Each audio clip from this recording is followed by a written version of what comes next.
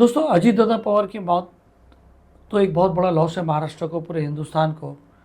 एक सेक्युलरिज्म की छवि लेके चलते थे वो, भले ही बीजेपी गवर्नमेंट में थे मगर एक सेक्युलरिज्म की छवि लेके चलते थे। कभी भी मुसलमान के नेता हो गया, मुसलमानों को तकलीफ होती थी, वो सारे नेता एमएलए उनके पास जाते थे और वो आवाज़ जो है उनकी बीजेपी गवर्नमेंट में वो अपनी आवाज़ बुलंद करते थे। बहुत सारे मसले ऐसे हो चुके हैं अजीत दादा पवार ने जो है, जिसके लिए उन्होंने अपनी गवर्नमेंट में, बीजेपी लेड गवर्नमेंट जो ज़्यादातर कम्युनल कहा जाता है, उस तक जो है अजीत पवार जो है वो एक दीवार बन के खड़े रहते थे। अभी जैसे कि मैं आपको बता दूं कि बहुत सारे लाउड स्पीकर के मुद्दे हैं और एक जो है जो भी मुसलमानों के खिलाफ होता था या सेक्युलर या आप एक मुस्लिम को छोड़ के माइनॉरिटी की आवाज़ जो थी एक वो थी। अब अजीत दादा पवार सिर्फ एक नेता ही नहीं थे, वो कम्युनल पॉलिटिक्स के बीच में एक सेक्युलर दीवार थी। इरफान भाई, क्या कहना आपका? देखिए, अजीत दादा पवार, पहले तो मैं ये कहूँगा कि महाराष्ट्र की राजनीति का एक बहुत बड़ा चेहरा थे। और खाली चेहरा नहीं थे, वो सेकुलरिज्म का एक बहुत बड़ा चेहरा थे। जैसा कि आप देख रहे हैं कि आज बीजेपी गवर्नमेंट है, मुसलमान और बीजेपी के बीच में रिश्ता कभी ठीक रहा नहीं है, मगर अजीत दादा पवार जो थे वो बीजेपी और मुसलमानों के बीच की एक कड़ी बन गए थे जी। जिसे लाउड स्पीकर का मसला था, पिछले कई महीनों से ये मसला चल रहा था और लाउड स्पीकर निकालने के बाद में भी कई कई पुलिस पॉलिटिकल पार्टी के प्रेशर्स में आकर रॉन्गफुल एक्शन ले रही थी। तो उसके अंदर अजीत दादा पवार ने बहुत बड़ा रोल अदा किया था। डायरेक्टली उन्होंने कमिश्नर से बात की थी और उस एक्शन को रुकवाया था। मैं सोच रहा हूँ ये आप मस्जिद मदनपुरी की बात कर रहे हो? हाँ, मदनपुरे के साथ साथ में कुर्ला के भी मसाइल थे और महाराष्ट्र के किधर मसाइल थे मस्जिदों को, जहाँ पर स्पीकर निकाल दिया गया था। फिर भी कुछ फिरका परस्त लीडर पार्टीज के लोग प्रेशर कर रहे थे पुलिस को कि इन पे एक्शन लिया जाए। पुलिस मस्जिद के अंदर घुस रही थी, मदनपुरे के अंदर खुद डीसीपी सीनियर मस्जिद के अंदर घुस गए थे। तो उस वक्त पॉलिटिकल लीडर, दूसरी पार्टीज के सोशल वर्कर, ज्यादातर मुस्लिम हाँ, सभी लोगों ने जाकर अजीत पवार से गुहार लगाई और अजीत पवार ने डायरेक्टली पुलिस से इस मसले में बात की और ना ही मोदी से बात की, उन्होंने फडणवीस से भी बात की इस सिलसिले में। और फडणवीस ने भी उनको भी मजबूर किया उसने, और फडणवीस ने भी स्टेटमेंट दिया था, पुलिस को ऑर्डर दिया था कि भाई रॉन्गफुल एक्शन नहीं लिया जाए। उसके बाद में इससे पहले औरंगजेब की मज़ार के जो इशू हुआ था, राणे फैमिली बहुत मुसलमानों के खिलाफ जहर उगल रही थी, वहाँ पर भी उनको फुल स्टॉप लगाने का काम अजीत दादा पवार ने किया था। और उधर भी उन्होंने फडणवीस पे प्रेशर बनाया था कि कहीं ना कहीं ये चिप्स को ब्रेक लगाया जाए, समाज को धर्म के नाम पे बांटा ना जाए। बराबर है। उसके अलावा उन्हीं की पार्टी के आमदार, अहमदनगर के आमदार संग्राम जगताप, उन्होंने दिवाली में कहा था कि भाई दिवाली में सिर्फ हिंदुओं से शॉपिंग की जाए, मुसलमान शॉपिंग नहीं की जाए। तो उस वक्त उन्होंने अपनी ही पार्टी के एक बड़े लीडर, उनकी पार्टी के एक बड़े लीडर है संग्राम जगताप, उसको एक शोकॉज नोटिस इशू किया था। क्या मुद्दा था वो? मुद्दा यही था कि भाई ये दिवाली का त्यौहार आ रहा है, ये हिंदुओं का त्यौहार है, तो आप तो सिर्फ हिंदुओं से खरीदारी करो, आप लोग मुसलमान शॉपकीपर से खरीदारी मत करो, उनका बाइकआउट करो। तो ये बात अजीत दादा पवार को मालूम पड़ी और उन्होंने तुरंत एक्शन लिया। उसको जो उनका इंटरनल अपनी ही पार्टी की, और ये भी बताया उसको, उन्होंने जात भात एनसीपी के नहीं देखा, एनसीपी के ही थे, संग्राम जगताप अहमदनगर के एमएलए थे, उन्होंने फौरन को शोकॉज नोटिस दिया। तो हर हमेशा, चाहे वो अजान का मुद्दा हो, औरंगजेब का मुद्दा हो, ये मुद्दा हो। उसके अलावा कोविड के दौरान मुझे जानकारी मिली है, कोविड के दौरान आपको मालूम है कि पूरी दुनिया में बेचैनी फैली हुई थी और हर आदमी परेशान था। और सबसे ज़्यादा परेशान वो लोग थे जो अपना देश छोड़ के हिंदुस्तान में आए थे। तो पुणे के अंदर कई मसाजिद ऐसी है, जैसे अपने में पता है ना आपको कि भाई सुन्नी मस्जिद अलग होती है, देवबंदी मस्जिद अलग होती है जी। तो देवबंदी मस्जिद के अंदर फॉरेन से जमातें आई थी, ऑस्ट्रेलिया से, कुबा से जमातें आई थी और जमातें यहाँ पर आके अटक गई थी। तो उन्हें अपने मुल्क तक पहुंचाने के लिए वहां के जिम्मेदारों ने अजीत पवार से गुहार लगाई और अजीत पवार ने उनको जल्द अज जल्द उनके वतन पहुंचा दिया। तो उन्होंने कभी भी जात पात धर्म की राजनीति नहीं की। वो एक सेकुलरिज्म का बड़ा चेहरा थे। मुसलमानों और बीजेपी सरकार के बीच में कड़ी थी, जो कड़ी टूट गई, मुसलमानों का बहुत बड़ा नुकसान हुआ। जी, आप क्या कहना चाहेंगे? जी, जैसा आपने कहा अभी कि कोई नेता जो आज इंतकाल हुआ है, मैंने देखा है, मैंने रास्ते पे कार्यकर्ता लोग को देखा है, मैंने मुसलमानों को आपस में बात करते हुए देखा है। हमने ये लॉस फील किया है। अजित पवार जब ब्रेक होके शरद पवार से अलग हुए और बीजेपी में गए, तो ये मान्यता है कि जब कोई बीजेपी में मिलता है तो वो बीजेपी के गुण गाने लगता है, और वो ऑलमोस्ट कम्युनल होगा तभी बीजेपी उसको एक्सेप्ट करती है। एग्जैक्टली। पर अजित पवार ने इसको बहुत clearly as a angry aggressive young man होता है ना, जो अपनी बात रखता है, अपने स्टाइल में उन्होंने पॉलिटिक्स की, और उन्होंने बहुत ही सेक्युलर पॉलिटिक्स की। इसके वजह से आज महाराष्ट्र में जो लॉस है, एक सेक्युलर पार्टी जो होती है बहुत कम बची है हिंदुस्तान में, और सेक्युलर बनने के लिए आपको बीजेपी से फेस टू फेस उसको फाइट करना है। जी। पर बीजेपी के साथ रह के अपने मुद्दों पे मुसलमानों के लिए मुसलमानों को टिकट देना, उनकी बातों को सुनना, उनको अपनी पार्टी में शामिल करना, ये बीजेपी के सीने पे जो होता था ना, एक जो बॉक्स होता है हर बार पड़ता था, and BJP couldn't stop him from that. So he fought for Muslims, he was for Muslims, for Marathis, for Hindus. उन्होंने सेक्युलर पॉलिटिक्स की, और इस पॉलिटिक्स को करने के लिए आज की तारीख में बहुत ब्रेव और कलेजा बोलते हैं ना, बीजेपी के अपने लॉसेस होंगे। बीजेपी आपको छोड़ेगी नहीं अगर आप सेक्युलर पॉलिटिक्स करेंगे, तो BJP will not leave you, but he stood by that. वो खड़े रहे, उन्होंने पॉलिटिक्स की, उन्होंने मुसलमानों के लिए बहुत काम किया। और आज जब ये बात हो रही थी कि वो फिर से सेक्युलरिज्म को फिर से एक शरद पवार जी के साथ मर्ज होंगे, तो आज जो ये हादसा हुआ है ना, ये सेक्युलर पॉलिटिक्स के लिए एक बहुत बड़ा सेटबैक से महाराष्ट्र के लिए खास करके।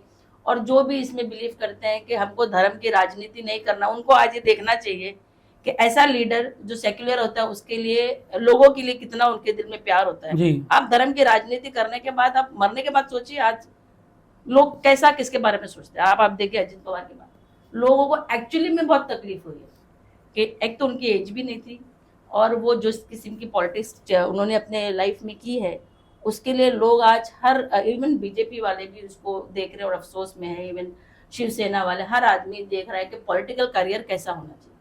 आपको धर्म पे राजनीति करने वाले को कहीं पे भी रिस्पेक्ट नहीं मिलेगा। जी। तो आप आज देख रहे हैं अजित पवार के लिए एक मुस्लिम कम्युनिटी में एक बहुत बड़ा लॉस हुआ है। उन्होंने अपनी आइडियोलॉजी से कभी भी कॉम्प्रोमाइज नहीं किया, दो he was working with BJP. और वो सत्ता में रह के उन्होंने जो स्टेप लिया था तोड़ के आगे बढ़ने का, ये एक अच्छा स्टेप था कि सेक्युलर राजनीति को जिंदा रखने के लिए। जी। दो रेबल हुए हैं, एक शिंदे जी और एक अजित पवार जी। दोनों के रेबल में आप फर्क देखिए कि अजित पवार जी को रिस्पेक्ट मिला और लोगों ने चाहा, और यहाँ पे शिंदे जी को लोगों ने इसको टेंट किया, एक गद्दार लफ्ज दिया। तो दोनों पॉलिटिक्स में आप देखिए कि सेक्युलर पॉलिटिक्स करने के बाद शिंदे जी बहुत लेवल तक कम्युनल हो गए। तो और इन्होंने भी एक रेबल नाम इनको भी दिया अजित पवार जी को कि पार्टी तोड़ के आगे बढ़े। मगर इनको वो जो एक लोग बोलते हैं ना गद्दार, उनको ये सब कुछ भी नहीं फेस करना पड़ा। उनको लोगों ने और चाहा और माना और रिस्पेक्ट दिया, और उन्होंने सेक्युलरिज्म को जिंदा रखा। उनका ये मूव बहुत बड़ा मूव था। एंड टुडे अगर कुछ ऑपोजिशन में बचा और अब रहेगा तो वो उनकी एक राजनीति जो उन्होंने पारी के लिए 2019 से वो रही है, और अब उसका एक वैक्यूम बन गया है। It's a big loss to Maharashtra. हमने उनको अभी लेटली 2019 से बहुत हम बॉम्बे वालों ने देखा है। वैसे तो इनकी सतारा और बारामती में काफ़ी इनका वो रहा था, पर जब से शिवसेना टूटी, शिवसेना ने इनको बीजेपी को छोड़ा, तब से अजित पवार जी एक हमको रोज रोज रोज रोज दिखने लगे थे और इनका इम्पैक्ट दिखने लगा था।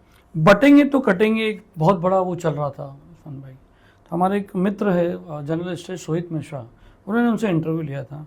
उसमें हम वो लाइन आपको चला के बता रहे हैं। उन्होंने कहा था कि मैंने इसका विरोध किया, बटेंगे तो कटेगी राजनीति हम लोग नहीं करते।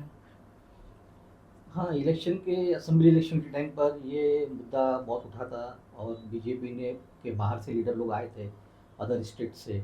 वो लोगों ने हिंदू वोट हासिल करने के लिए, लोगों में दहशत का माहौल पैदा करने के लिए इस तरह का एक स्लोगन किया था। उस टाइम पे किसी ने इसका विरोध नहीं किया था जितना अजित दादा पवार ने सत्ता में रहते हुए, यूटी में रहते हुए, इलेक्शन साथ में लड़ रहे, फिर भी उन्होंने अपनी अलायंस पार्टनर की इस बात का विरोध किया था और साफ कहा था कि ये यहाँ नहीं चलेगा, ये आपके स्टेट में चलेगा, आपके नॉर्थ में चलेगा, ये महाराष्ट्र में नहीं चलेगा। इसका उन्होंने खुल के विरोध किया था। जी। महाराष्ट्र की पॉलिटिक्स एक बहुत अनप्रिडिक्टेबल पॉलिटिक्स है और एक बहुत सॉफ्ट पॉलिटिक्स है। यहाँ पे धर्म जो अभी 2014 से इतना हिंदू मुस्लिम होने लगा है, उसका स्कोप महाराष्ट्र में कभी किसी ने किसी को दिया नहीं है। बिकॉज जो महाराष्ट्र है क्वालिफाइड, और एक जो यहाँ के राजनीति जो पॉलिटिक्स रही है वो बहुत सॉफ्ट रही है। आप देखिए नेता लोग शिफ्ट होते रहे और आइडियोलॉजी ज्यादा से सेक्युलर रही है। जब से बीजेपी आई उन्होंने बहुत कोशिश की, पर ज्यादातर महाराष्ट्र में इसको स्कोप नहीं दिया जाके अजित पवार जी की वजह से, ये बटोगे कटोगे यहाँ नहीं चलेगा, आप इसको इन्होंने यहाँ क्लियर पे- स्टेटमेंट दे दिया। यहाँ नहीं चलेगा। तो सेक्युलर पॉलिटिक्स महाराष्ट्र में अभी भी जिंदा है, और अब ये एक लॉस हुआ है जिसको कॉम्पनसेट करना बहुत मुश्किल है, एंड देखना पड़ेगा फ्यूचर। मुस्लिम कम्युनिटी कैसे देखती है इनकी डेथ को इरफान भाई? मुस्लिम कम्युनिटी के लिए एक बहुत बड़ा नुकसान तो है, और फिक्र का लम्हा भी है कि आगे ये रोल कौन अदा करेगा। और नुकसान या- कैसे कहेंगे हम? नुकसान इसलिए कहेंगे कि वेस्टर्न महाराष्ट्र के अंदर राष्ट्रवादी की अच्छी पकड़ थी, और वहाँ का मुसलमान पूरी तरह से इनके साथ था। कॉरपोरेशन का इलेक्शन था पिंपरी चिंचवड़ का, वहाँ की जितनी भी मुस्लिम ऑर्गेनाइजेशन थी उन्होंने खुल के सपोर्ट किया था, ये जानते हुए कि वो बीजेपी की सरकार का हिस्सा है। उसके बावजूद भी वो लोगों ने खुलकर स्टेटमेंट दिया था कि मैं मुसलमान राष्ट्रवादी को वोट देगा। अब मेरे पास कुछ जानकारी ऐसी आई थी कि शिरूर तालुका है पुणे के अंदर, वहाँ की 2 मसाजिद, दक्कन की एक पुणे का तालुका है, उसकी एक दक्कन की एक मसाजिद, वहाँ एक मुसलमानों का जिमखाना, ये सारी परमिशन जो है अजीत दादा ने दिलवाई थी। जी। तो ये अब ऐसे मुसलमानों के आगे काम कौन करेगा? क्या राष्ट्रवादी की तरफ से कोई दूसरा नेता आएगा या नहीं आएगा? ये मुसलमानों के लिए बहुत फिक्र की बात है। जैसे बड़े बड़े मुस्लिम नेता जिन्होंने पार्टी छोड़ी, जैसे एनसीपी से नवाब मलिक चले गए और दूसरे सना मलिक जो है उनकी तरफ से जीत के आई हुई है, तो क्या लगता है आपको कि मुसलमानों की जब भी कुछ आवाज़ हो, कुछ कोई प्रॉब्लम होता तो सारे नेता भागते थे? हमने भी कितना कवर किया है, हम बाहर खड़े थे अंदर मीटिंग, वो सुनते थे उनको, भले वो काम इफेक्ट में आए नहीं आए वो एक अलग बात है, मगर एक आवाज़ सुनने वाला था। अब वो आवाज़ चले गई है। वही वो कोशिश करते थे, उनकी पार्टी के नहीं, मैंने देखा ना कि दिगर पार्टी के मुस्लिम लीडर भी मुस्लिम इश्यूज को लेके, जैसे बकरीद में ट्रक पकड़े जा रहे हैं, जी, ये जी, स्पीकर का जी, मुद्दा जी। था, गौंडी- औरंगजेब का मुद्दा जी, था, जी, जी। जैसे रानी फैमिली जहर उगले थे मुसलमान के खिलाफ। तो ऐसे जब भी मुद्दे थे, दूसरी पार्टी के मुसलमान भी उनके पास में गए, तो वो एक कोशिश करते थे और कहीं ना कहीं थोड़ी बहुत कामयाबी भी हासिल कर रहे थे। अबू हाशिम आजमी कुछ भी होता तो अजीत दादा पवार के मैं पास बता रहा हूं जाते ना, थे। सारी बड़ी पार्टी मुस्लिम पार्टी के लीडर जो दूसरी पार्टी के मुस्लिम लीडर है वो भी चले कांग्रेस जाते थे, वाले जाते कांग्रेस थे, वाले एक जाते थे। डेलीगेशन बना था डेलीगेशन बना के जाते थे, अजान के टाइम कि वो पे। अपनी बात रखते थे और वो कामयाब भी होते थे। दोस्तों, मैं मेरी जो बात कर रहा हूँ कि एक मुस्लिम कम्युनिटी के लिए एक ब्लो है, उसका सबूत ये है कि इस इलेक्शन में बीइंग बीजेपी गवर्नमेंट के पार्टनर रहते हुए भी उन्होंने जो है मुसलमानों को बहुत सारी टिकट दी। डोंगरी पे आप देखिए कि क्या नाम है, सादिया मर्चेंट को उन्होंने टिकट दी, और पूरे इलेक्शंस में मैडम बहुत सारे उन लोगों को उन्होंने टिकट दी है ताकि लड़ो।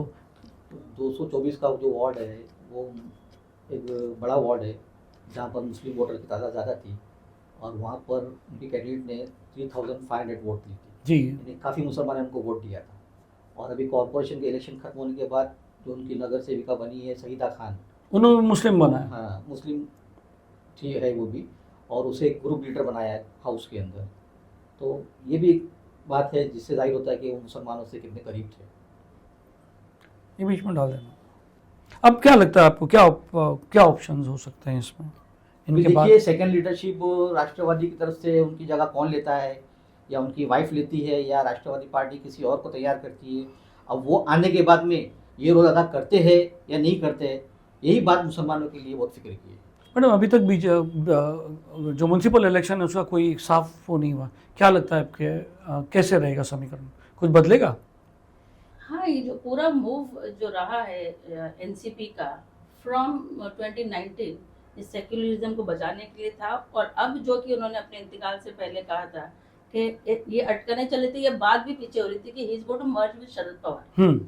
तो वो एक बहुत बड़ा मूव, वो एक बहुत बड़ा चेंज होता और एक बड़े समीकरण बदलते। और जो इन्होंने अभी बीएमसी में जो फाइट मुंबई में इन्होंने इतनी फाइट कभी नहीं की है, एनसीपी चाहे शरद पवार चाहे अजित पवार, पर इस बार इन्होंने मेन स्ट्रीम से जो मुसलमानों को कनेक्ट करना किया, छोटी छोटी पार्टी से अलग करके, जैसे कांग्रेस थी, अब एनसीपी ने जो किया था, तो मुसलमानों को अपना एक अलग भी उन्होंने दिखाया कि आपके अलावा आपकी जो एक मुस्लिम पार्टीज को छोड़ के हम भी हैं साथ में, आप हमारे साथ कनेक्ट हो, हम मराठी हिंदू मुस्लिम करके हम यहाँ पे सत्ता में रहेंगे। तो अब बीएमसी में अब जो अभी आगे जिला परिषद होने वाला है 5 फरवरी को, मेरे ख्याल से उसमें अब देखना होगा कि ये रिजल्ट पे देखना होगा कि कैसे समीकरण बदलता है, how much people are going to incline towards the combined NCP, Sharad Pawar Ajit Pawar अब साथ में लड़े। तो वो एक मूव था, और इसके बाद तो डेफिनेटली चेंज होगा। जो अगर ये मिलते हैं तो एमएलओ का नंबर सब कुछ चेंज होता है। अब इट्स वेरी डिफिकल्ट कि अब जो फैमिली जो इतने उसमें चली गई है, इसको कैसे कोप अप करके, कैसे उनकी जो इतनी बड़ी पारी उन्होंने खेली सिर्फ एक सेक्युलरिज्म के नाम पे चल के, अब उसको कैसे और वो काम से- डगमगाए नहीं सेक्युलरिज्म में, ये कभी भी नहीं डगमगाए कि भाई कि मैं मुसलमानों की आवाज़ उठाऊंगा तो मेरे हिंदू वोट चले जाएंगे जैसे दूसरे पार्टी से वो थे। एक लीडर थे, एक डिसीजन मेकर थे और अपने डिसीजन पे कायम रहते थे, हम्म। और यही उनका एक प्लस पॉइंट था। और जैसे इरफान भाई ने कहा जी कि पुणे में जो उन्होंने मस्जिदों के लिए किया, मैंने देखा है कि मुसलमानों के लिए आवाज़ उठाते थे, मुस्लिम डेलीगेशन जाता था, ऑल पार्टी यानी मुस्लिम के अलग अलग, जैसे आपने कहा ना कि एक पार्टी नहीं अलग अलग पार्टी, वो जाते थे, उनसे बात करते थे, वो अपनी बात अपनी सरकार में रखते थे और नहीं होने देने का दावा करते थे, करने की वो बीजेपी को बोलते थे ये नहीं होना चाहिए, ऐसा नहीं करना चाहिए, वो ऐसा नहीं करना चाहिए। अब जो आवाज़ चली गई है इनकी, अब ये चले गए, अब ये रिप्रेजेंट कौन करेगा, कैसे करेगा? नहीं, मुझे लगता है शायद बहुत जल्द राष्ट्रवादी पार्टी की बोर्ड की मीटिंग होगी और किसी न किसी को तो तैयार किया जाएगा, और हो सकता है कि वो लीगेसी लेके चले, क्योंकि पवार फैमिली का हमेशा से ये रहा है कि वो एक सेकुलरिज्म का चेहरा ही रहा है, तो कहीं ना कहीं कोई ना कोई आगे आके जवाबदारी संभालेगा। और जो अब ये जो एनसीपी, मैडम ने कहा कि उनके ऊपर एक गद्दार का लेबल नहीं लगा, मगर वो एनसीपी से अलग होकर भी शरद पवार और सुप्रिया सुले के बहुत नज़दीक थे, पारिवारिक संबंध भी उनका बहुत गहरा था। नहीं, देखिए ना, आप ये देखिए कि सेपरेट होने के बाद में भी उन्होंने पॉलिटिकल कमेंट्स किया, मगर कभी भी पर्सनल कमेंट नहीं किया। ना शरद पवार पे किया पर्सनल कमेंट, ना सुप्रिया सुले पे किया, ना उन लोगों ने इस पे किया। जी, जिस तरह से वही तो शिवसेना कितनी एक- क्लीन पॉलिटिक्स लगी उनकी, हाँ। कि कितनी क्लीन पॉलिटिक्स है। जिस तरह से शिवसेना एक दूसरे को 50 खोके एकदम मौके के नारे लगा रही थी, उस तरह से यहाँ पर वो राजनीति यहाँ पर नहीं नजर आई। सही कहा आपने। नहीं, तो ये जो पॉलिटिकल मूव हुआ था, जो आप बोल रहे किसी ने नारेबाजी नहीं की, उन्होंने, ये एक्चुअली एक सोचा समझा प्लान था। अजित पवार ने एक बहुत बड़ी रिस्पॉन्सिबिलिटी ली कि अगर हम बीजेपी के खिलाफ जाएंगे तो ये जैसे सबका सफाया करते हैं ना, ये शरद पवार अजित पवार का, मेरी जो, मैं जिस तरह के देखती हूँ उसको, ये एक कैलकुलेटेड मूव था कि यू गो देयर, सत्ता में लेके जाओ, सबको लेके जाओ और सत्ता में रहो, और ये जो सेक्युलर, हमारी पार्टी का जो सेक्युलर एस्पेक्ट है वो उसको खोने जिंदा मत दो। रखो। हाँ, और उन्होंने हम जाके बाहर भी, रहेंगे। बराबर है, हम उन्होंने बाहर खोल जाके भी उन्होंने वो रास्ता अपनाया नहीं। तो ये पॉलिटिकल मूव था। लोग बोल रहे हैं कि रेबल इसलिए लगा क्योंकि पार्टी में एक अंडरस्टैंडिंग थी कि you need to do this, ये आपको बहुत बड़ा स्टेप, बहुत बड़ी रिस्पॉन्सिबिलिटी लेना है, बीजेपी में जाना है, अपने 41 एमएलए को लेके और काम करना है महाराष्ट्र के लिए, और अपनी सेक्युलर और मुसलमान सबको जोड़ के आपने काम करना बनना है। ये जिस तरीके से साफ करते हैं ना अपने ऑपोजिशन को, उस तरीके से जो अब विधानसभा में रहा है 10 सीट 16 सीट, जो कि लोकसभा में इतनी सीट थी, तो वो शरद पवार अजित पवार रीड किया था BJP how it works, so let's be with them, be in satta and work on the ideology. Irfan भाई, क्या लगता है, आपने जैसे पुणे की बात की, शिवूर की बात की और दूसरे सारे मैटर्स थे, तो मुसलमान उनको पूरा सपोर्ट क्यों नहीं किया? जब आपको पता है कि आपको कोई तकलीफ हो रही है तो आप जा रहे हो उसके पास, मगर वोट देने के टाइम पे आप दूसरी पार्टी को वोट देते हैं, तो ये सिस्टम जो है ये कैसे, मतलब मुसलमानों की थिंकिंग इसमें कैसी है? नहीं, यहाँ पर क्या है कि नहीं, वेस्टर्न महाराष्ट्र में बताया ना, वेस्टर्न महाराष्ट्र का मुसलमान पूरा उनके साथ था। तकलीफ तो हर मुसलमान को ना, ईस्टर्न वेस्टर्न नॉर्दर्न साउथर्न सब मुसलमान। यहाँ पर क्या है कि काफ़ी पार्टियाँ आ जाती है सेकुलर के नाम पर, जो वोट डिवाइड कर देती है, जो नहीं होना चाहिए था। मुसलमानों को, हम यही कहते हैं कि भाई मुसलमानों को एकजुट होकर सत्ता के अंदर भागीदार होना चाहिए था, और जो उनका काम करता है उसके साथ होना चाहिए था। इस तरह से वेस्टर्न महाराष्ट्र इसकी बात की निशानी है कि उसके अंदर वहाँ पर इनकी जो पकड़ थी, जो मजबूती से पकड़ थी राष्ट्रवादी की, उसके अंदर कहीं ना कहीं मुसलमानों का बहुत बड़ा हिस्सा था। उसका हिस्सा बॉम्बे के मुसलमानों को भी करना चाहिए और डिस्ट्रिक्ट के मुसलमानों को करना चाहिए। क्या लगता है, ये जिला परिषद के इलेक्शन में कुछ फर्क दिखेगा? हाँ, जिला परिषद इलेक्शन में फ़र्क दिखेगा, काफ़ी फ़र्क दिखेगा, और कॉरपोरेशन भी अभी तक बनी नहीं है। इलेक्शन हो गए, रिजल्ट आ गए, तो कॉरपोरेशन में तो एनसीपी का ज़्यादा वो नहीं है, नहीं, ज़्यादा वो नहीं है, मगर समीकरण बदलेगा। जैसे देवेंद्र फडणवीस पोलिंग से 2 दिन पहले बोल रहे थे कि समीकरण बदलेगा। कांग्रेस के वरिष्ठ नेता जो है नाना पटोले, वो भी बोल रहे थे कि महाराष्ट्र की राजनीति एक बौछार आएगा, तो देखिए अभी क्या बौछार आता है। जी मैडम, क्या कहना? नहीं, कॉर्पोरेशन में इट इज कांग्रेस को और जो भी सेक्युलर सो कॉल्ड पार्टीज है उनको देखना चाहिए कि अजित पवार ने कितने वोट्स लिए और कितना डैमेज किया, और 5 साल के बाद इनका क्या होता। वो हम हमारे साथ नहीं, मगर वो होते तो इसका कॉर्पोरेशन में 5 साल के बाद हर सीट पे उन्होंने बहुत ज्यादा वोट काटे हैं। मुसलमान उनसे बहुत कनेक्ट हुआ है। वर्ली की सीट पे 3,500 ऐसे वोट काटे उन्होंने, और ये अभी फर्स्ट टाइम उन्होंने ऐसा किया है। एनसीपी अजित पवार इतने बड़े उससे लड़ेंगे। आप 5 साल के बाद देखते ही ये वोट कॉर्पोरेशन नंबर्स में कन्वर्ट होते विनिंग नंबर्स में। He started connecting Muslim to mainstream parties. छोटी पार्टी में नहीं जाओ, मराठी मुस्लिम साथ में, and then you can do a change. तो आप अगर वोट्स देखेंगे तो बहुत ज्यादा वोट कटे, 1,000, 2,000, 3,000 in this election. Closing line रखते हैं, क्लोजिंग लाइन बात करते हैं, क्या कहना चाहोगे आप? ऐसा मुस्लिम कम्युनिटी को कितना % ब्लो हुआ है Shaba ji? It's a big blow. जब आप बोले कि सारे मुसलमान उनकी तरफ जाते थे और हम सारे मुसलमान और उनके नेता भी अलग अलग उनके पार्टी नेता भी, मैं ये नहीं जानती हूँ कि बाकी मुस्लिम लीग के पास कौन जाता था, पर इनके पास ज्यादा मैं बता रहा हूँ ना, जाते अबू थे। हाशिम आजमी मैंने कवर किया, रईस शेख है, कांग्रेस के अमीन पटेल जी है, उनकी पार्टी के सना मलिक है, ये सब मिलकर एक डेलीगेशन बना के जाते नहीं, थे। he was a strong personality। वो एक यानी नेताओं के नेता, हाँ, ये जो जितने नेताओं थे उनके नेता थे वो, तो लोग जाके उनके बात करते थे। He was very brave. BJP में रह के अपने मुद्दों से समझौता नहीं करना, वो एक बहुत ही ब्रेव और बहुत रिस्क लेने वाला आदमी चाहे तो उसकी सत्ता चली जाए। और जितने मुसलमान उनके पास जाते थे ये सोच के जाते थे कि उनको उम्मीद थी, और उनके बारे में एक बात बहुत मशहूर थी कि अगर वो किसी का काम लेते तो वो करते, चाहे दुनिया इधर की। He was a workaholic man, जो 7 बजे उठ के जा रहा था अभी जिला परिषद के इलेक्शन के लिए, वहाँ पे उनकी सभाएं थी, तो ही वाज अ वर्कaholic। 7 बजे से मैं बात करूँ, मैंने बहुत सारे लीडर्स से बात की, उनका टाइम ही था कि भाई अजीत दादा बहुत सुबह सुबह उठ जाते, वो आदमी सोता ही नहीं था, वो सुबह उसकी पूरी ऑफिस, उनकी फोर्स पूरी एक्टिव हो जाती थी। इरफान भाई नहीं, बहुत पता है ना कि बहुत एक्टिव थे। अब देखो ना, ये 7 बजे उठ के जाना, वो मतलब ये बताता है कि भाई उठ के उनकी सुबह बहुत जल्दी होती पॉलिटिशियन थी। ही थे, मैं समझता हूँ एक इंस्टीट्यूशन थे वो अपने आप में, जी, और टाइमिंग ये टाइमिंग वो, के लिए, काम के लिए, और बहुत ही लीडर थे, डिसीजन मेकर थे। इसीलिए उनका वो बॉडी लैंग्वेज देख करके जिस तरह से काम करते हैं, डेयरिंग करते हैं, बीजेपी के साथ में रहकर बीजेपी के खिलाफ भी बोलते हैं वो वक्तानी पर, यही सब चीज़ देख के मुसलमान अपनी फरियाद लेके उनके पास जाता था। मैं एक लीडर से बात कर रहा था तो उन्होंने बता रहे, अरे सुबह सुबह जाने का, मैंने इतनी सुबह कौन उठता है भाई? अरे बोले भाई अजीत दादा पर का सुबह का टाइम है तो हमको जाना पड़ता है, बोले वो आदमी सुबह उठ जाता है और हमको भी जागना पड़ता है। तो ऐसा उनका किरदार था।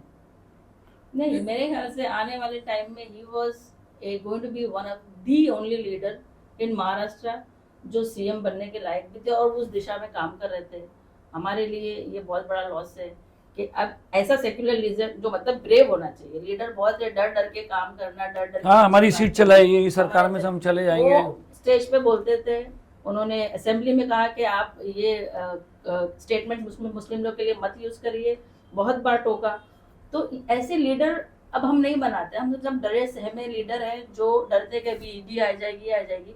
इन पे करप्शन भी बहुत रहा, मगर ये अपने असूलों पे रहे और इन्हें करप्शन बहुत अच्छे से इनका सब वॉश होके इन्होंने सत्ता ली, और ये अपने नेक्स्ट टाइम के सीएम थे। और क्लोजिंग लाइन में क्या कहना चाहोगे इरफान भाई अजीत दादा पर मुस्लिम लॉस में? क्लोजिंग लाइन में यही कहूँगा कि मैं ये बोल रहा हूँ कि महाराष्ट्र के साथ साथ में और मुसलमानों का एक बहुत बड़ा नुकसान है जिसकी भरपाई होना बहुत मुश्किल नज़र आ रही है। जी, मगर मुसलमानों को चाहिए कि आगे ऐसे हालात से निपटने के लिए तैयार रहना चाहिए।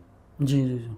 तो ये कहना गलत नहीं होगा कि दोस्तों अजीत दादा पवार के बारे में हमने खुद भी कवर किया है। जब बाबा सिद्दीकी का जब हुआ था तो वहाँ पर जो कब्रिस्तान में बहुत देर तक वो छगन भुजबल जी के साथ बैठे थे, हमारी भी बात हुई थी उनसे।